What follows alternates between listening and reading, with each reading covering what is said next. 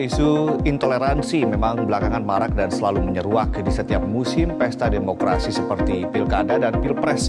Bahkan ini menjadi perhatian serius dari Presiden dan sejumlah tokoh lintas agama hingga muncul adanya survei yang mengkategorikan kota paling toleran dan paling tidak toleran.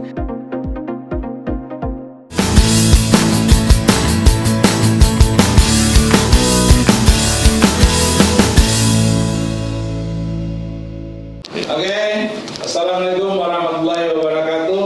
Jumpa kembali dengan saya Ison Khairul, Indonesian Social Traveler yang bergerak dari satu tokoh ke tokoh lain, dari satu wilayah ke wilayah lain untuk menggali bahwa kita tidak kekurangan nilai-nilai baik dan tidak kekurangan prinsip-prinsip kepribadian yang inovatif untuk menjaga Indonesia ini. Bersama kita sudah ada Pak Arief dari Sosial Politik Universitas Negeri Lampung. Selamat pagi Pak Arief. Selamat pagi. Kami ingin mendapatkan gambaran seperti apa peta radikalisme dan intoleransi di Lampung sebagai satu wilayah yang berkaitan dengan penangkapan kelompok beberapa waktu yang lalu, kemudian dengan wilayah sekitarnya, dan kemudian Indonesia secara keseluruhan. Iya. Ya, silakan Pak Arief. Satu hal yang harus kita pahami bahwa ada keterkaitan antara intoleran, radikalisme dan terorisme. Dalam konteks Lampung, yang menarik adalah kenapa akhir-akhir ini menunjukkan bahwa banyak pelaku terorisme dan arah radikalisme ada bibit-bibit banyak di Lampung. Hal ini memang bukan menjadi sebuah rahasia umum dan tidak istilahnya bukan kejutan, karena apa? Dalam peta radikalisme yang dirilis oleh beberapa lembaga resmi menunjukkan bahwa Lampung memang zona merah. Daerah yang zona yang memang sangat istilahnya sangat subur bibit-bibit radikalisme dan terorisme itu, baik dalam konteks masyarakat maupun dalam konteks generasi muda. Nah, dalam konteks masyarakat, karena mungkin satu secara geografis dekat dengan pusat ibu kota, sehingga ketika nanti pada akhirnya melakukan gerakan-gerakan aksi terorisme, mobilisasi orang, mobilisasi risot dan sebagainya akan mudah gitu. Yang kedua, dalam konteks sosiologis, bahwa Provinsi Lampung ini kan sangat multikultural, ada dari suku Jawa, asli Lampung sendiri, Bali, dan banyak sekali, dan sangat terbuka. Ditambah dengan local wisdom, local knowledge, bahwa pendatang baru atau orang yang baru datang itu harus dilayani dengan baik. Itu filosofi yang sangat bagus, karena itu adalah local wisdom di Lampung, sehingga ketika ada individu-individu yang masuk ke dalam masyarakat dengan berbagai agenda yang dalam tanda kutip infiltrasi gerakan-gerakan itu, masyarakat sekitar menerima. Nah, inilah yang menjadi entry point masuknya gerakan-gerakan itu di Lampung seperti itu. Saya kira seperti itu secara garis besar gitu. Ya. Mungkin itu bisa dielaborasi agak lebih luas sedikit, Pak. Local wisdom menempatkan posisi pendatang sebagai sesuatu yang disambut begitu, bukan sesuatu yang mesti difilter, dipertanyakan. Mungkin bisa dielaborasi. Ya, sebetulnya kita harus istilahnya apa? Membangun sebuah sistem sosial dengan era sekarang, dengan kecenderungan sekarang, bahwa bagaimana membangun social system yang tanpa harus menggerus local wisdom itu dengan melihat kecenderungan-kecenderungan yang terjadi sekarang. Misalkan perlu ada sebuah keterlibatan semua aktor yang terlibat dalam konteks deteksi gerakan ini. Misalkan ada forum umat beragama di tingkat provinsi. Di situ berisi tokoh-tokoh agama, tokoh-tokoh masyarakat yang ada lintas agama. Di situ harus benar-benar berpikir bagaimana membuat strategi deteksi dini di kalangan masyarakat, bekerja sama dengan institusi resmi tentunya, Polri dan beberapa institusi pendidikan untuk membangun sebuah early warning system dalam konteks social perspektif gitu ya, bahwa kita tidak boleh lagi dalam tanda kutip istilahnya cuek terhadap mereka-mereka yang pendatang baru. Early warning system dalam perspektif sosial inilah yang diperlukan tanpa harus menggerus local wisdom yang saya sebutkan itu tadi. Dan saya kira itu peran tokoh masyarakat, tokoh agama, institusi sosial, mungkin RT, ya, mungkin Pemda setempat untuk membangun early warning system dalam konteks perspektif sosial dalam rangka itu tadi, gitu ya.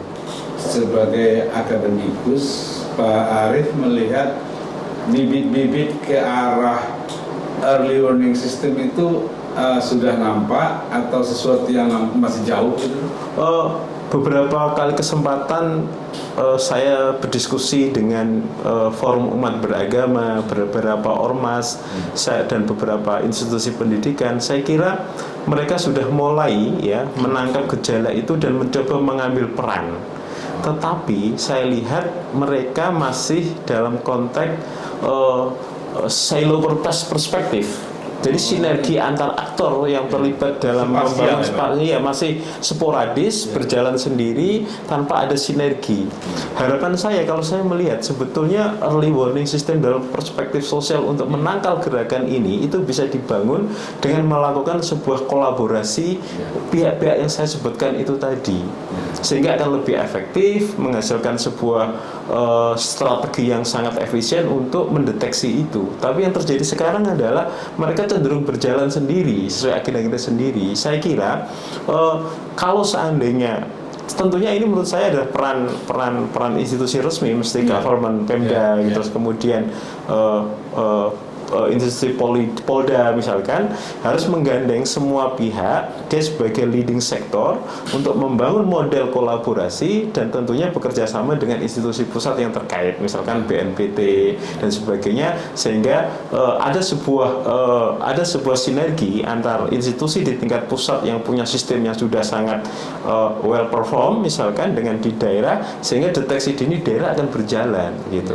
Saya kira mungkin sudah berjalan tetapi masih kesannya masih sporadis, belum ada sinergi gitu. Berdasarkan pengamatan saya berdiskusi dan terlibat dengan kegiatan dengan beberapa pihak seperti itu gitu. Pak Arief, ini kan artinya gejala atau ekspresi intoleransi di Lampung ini kan bukan satu hal yang baru, Pak. Iya, betul. Ya, kan?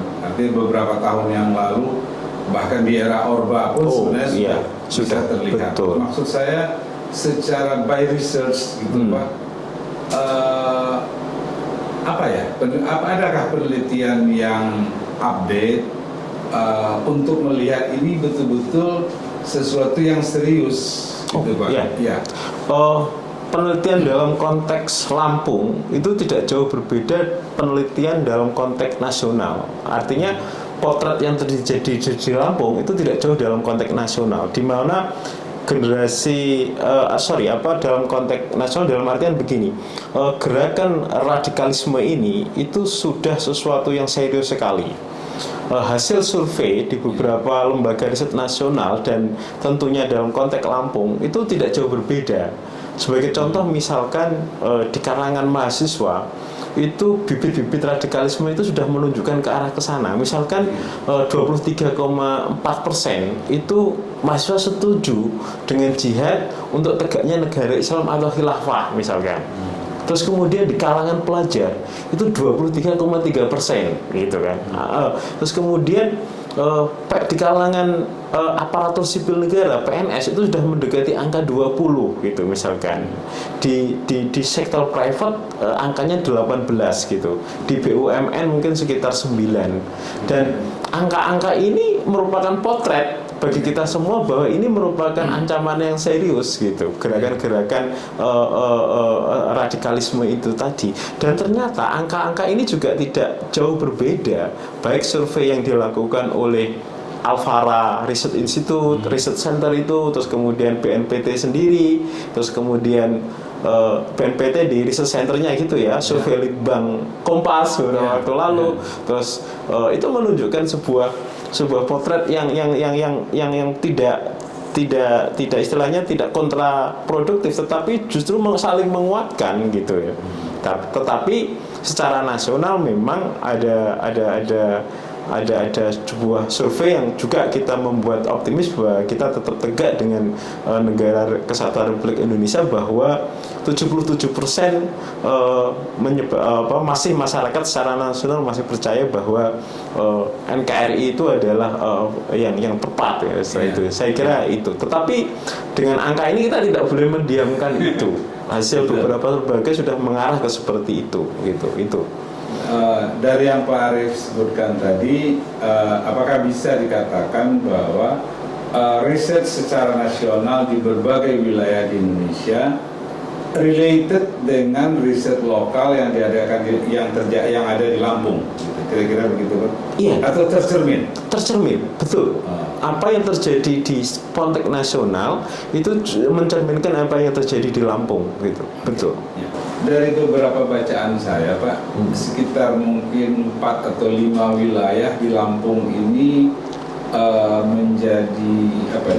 menjadi basis Pak. Betul. Misalnya Pringsewu yang sering kali disebut. Seperti apa ya Pak Pringsewu itu Pak? Pringsewu itu kan didominasi oleh masyarakat pendatang dari suku Jawa kan, dan juga ada beberapa suku itu. Dan satu, yang kedua, dia berada di daerah pinggiran kan, tidak istilahnya bukan urban ya. Kalau urban kan masih di Bandar Lampung, Metro, dan Pringsewu agak itu lah. Masyarakatnya sangat terbuka itu tadi.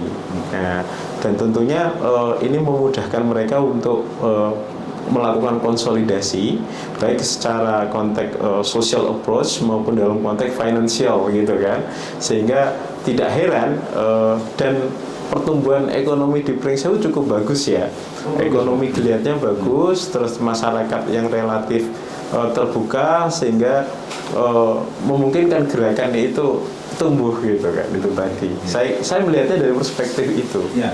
Kalau Bapak tadi Pak Arief bercerita bahwa secara ekonomi mereka bagus, berarti ini bukan sesuatu yang sifatnya karena terdorong oleh kemiskinan atau pengangguran, tapi ini lebih terdorong kepada niat yang kuat, hasrat yang kuat untuk menggolkan ideologi tertentu ini. Betul. Jadi penyebab apa istilahnya gerakan radikalisme itu, kalau kita mapping bahwa tidak hanya faktor ketidakpuasan terhadap kebijakan pemerintah, kondisi ekonomi, tapi juga kalau kita cermati dari hasil riset beberapa lembaga dan pihak menunjukkan bahwa masih ada keyakinan. Di sini saya katakan bahwa masyarakat itu masih memiliki keyakinan terhadap khilafah, bahwa itu akan memberikan sebuah jaminan hidup yang lebih baik ketimbang ideologi Pancasila, dan itu diyakini oleh kelompok-kelompok tertentu itu. Kenapa Lampung menjadi basisnya dalam konteks sosial seperti itu, tetapi juga memang ada klaster titik-titik tertentu yang menguatkan untuk itu. Jadi ditangkap berapapun bibit itu masih ada, sehingga prediksi saya Lampung itu akan dalam 4, 5, 6 tahun ke depan akan masih memegang peran secara geografis seperti itu tadi. Kecuali adalah upaya-upaya yang sifatnya agak sedikit juga radikalis untuk membabat bibit-bibit itu dengan beberapa social re-engineering kalau menurut saya, dan seperti itu. Ini yang harus dipahami gitu. Ya. Dari penangkapan kemarin itu saya membaca bahwa pihak Pemprov ingin merancang sebuah program yang targetnya itu masuk ke pesantren-pesantren. Pak Arief menggambarkan penyebaran pesantren, lalu kemudian kecenderungan paham di pesantren di Lampung ini seperti apa?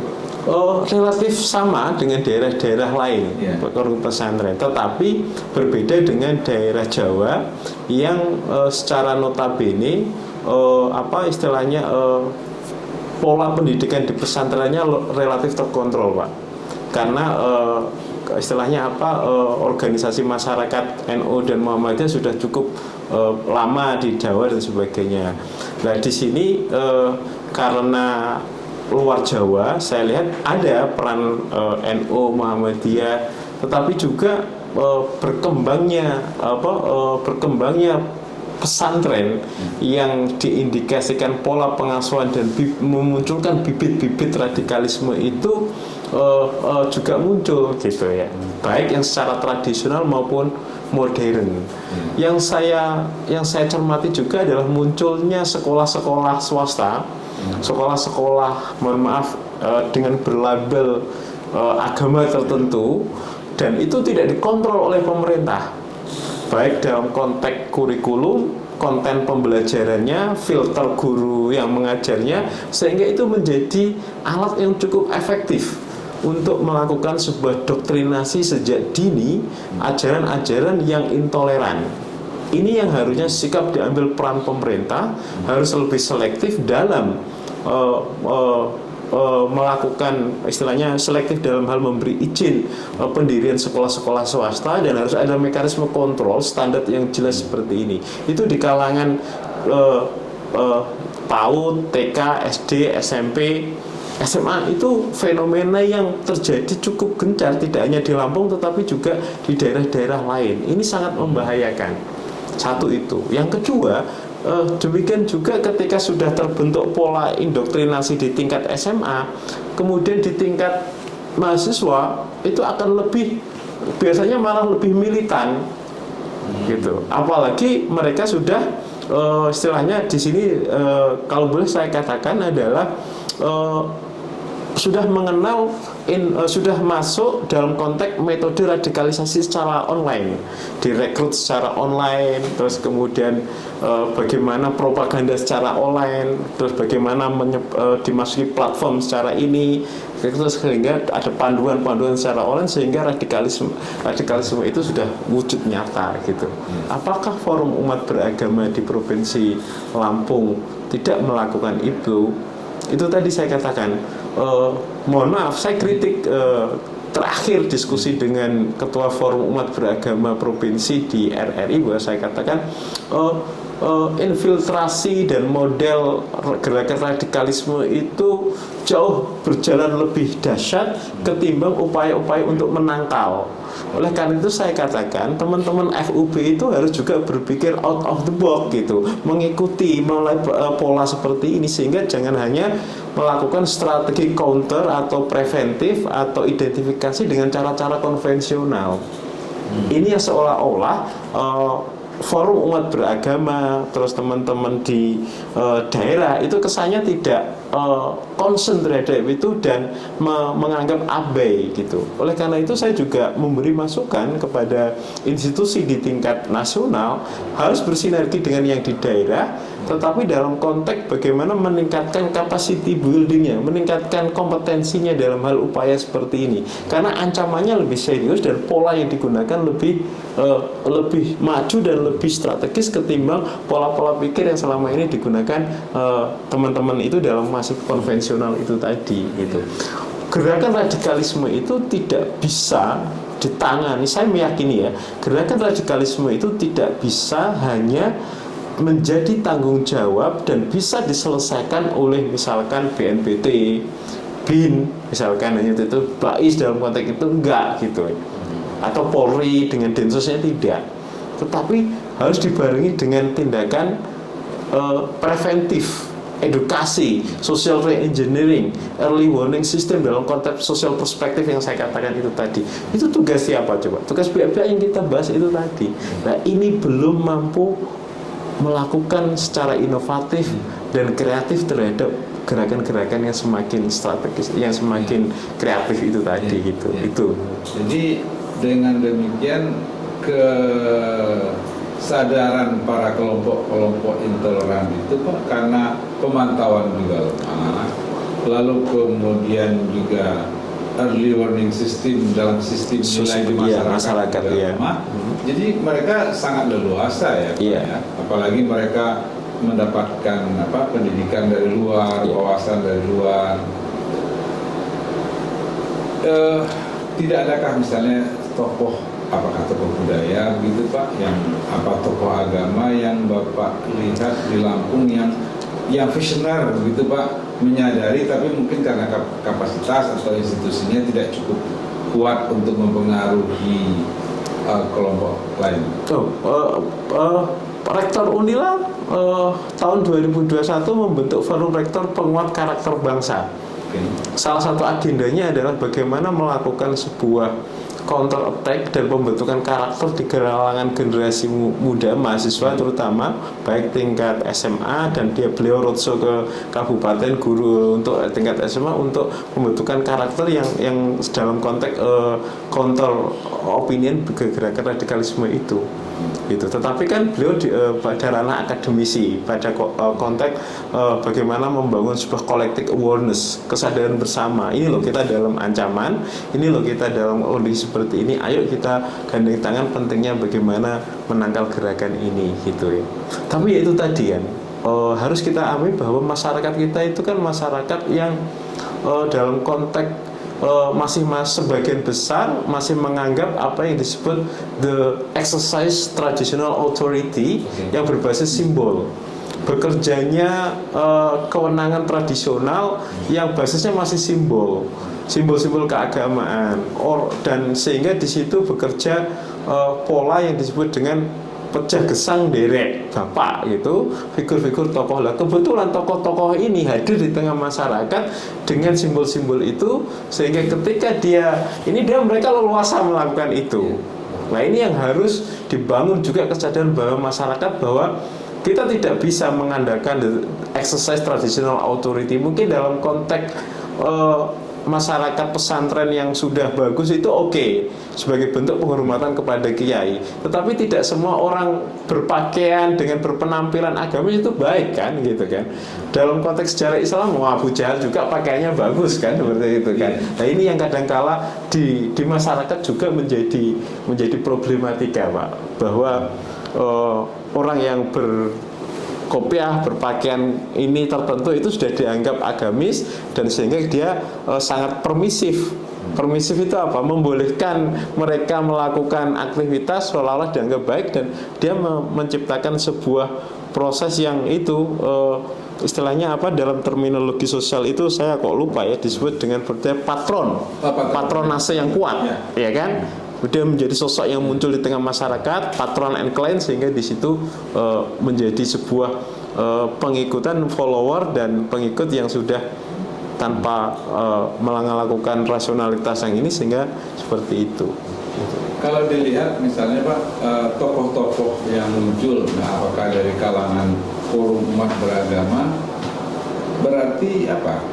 Apakah kapasitas mereka yang terbatas, ataukah karena kesadaran ini bukan sesuatu yang krusial banget, atau memang belum ada Pak ini menjaga bangsa dan apa segala macam itu masih lemah gitu. Iya, sebetulnya kesadaran ada.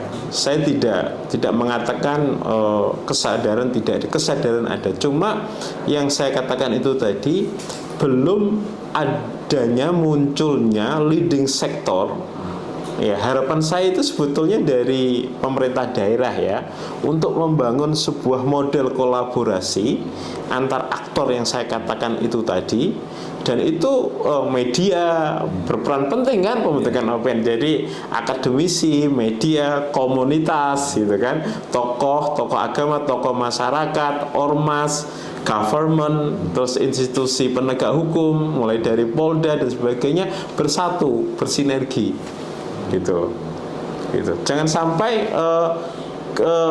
mereka jalan sendiri gitu. Mereka jalan sendiri, dan jalan sendiri pun strategi yang dimunculkan sangat konvensional, tidak menjawab dinamika yang berlaku. Infiltrasi gerakan radikalisme itu kan lewat online. lebih banyak sekarang karena media sosial. Tapi pertanyaannya, coba teman-teman perhatikan, adakah strategi counter opinion itu yang dilakukan oleh institusi pemerintah daerah yang berbasis media online juga? Itu kan masih sebatas dilakukan oleh ormas-ormas besar seperti NU, Muhammadiyah dan sebagainya. Tetapi dalam konteks lokal misalkan itu nggak ada gitu. Nah ini yang menurut saya harus dipetakan secara nasional. Daerah-daerah merah ini harus menjadi istilahnya sebuah penekanan bahwa harus ada model yang lebih ini gitu, seperti itu. Terima kasih Pak Arief atas bincang-bincangnya tentang peta potensi dan kemudian gerakan-gerakan intoleran yang berada di Lampung. Oke, poin pentingnya adalah kita tidak kekurangan tokoh baik, kita tidak kekurangan tokoh-tokoh yang berjuang untuk menjaga keutuhan bangsa ini.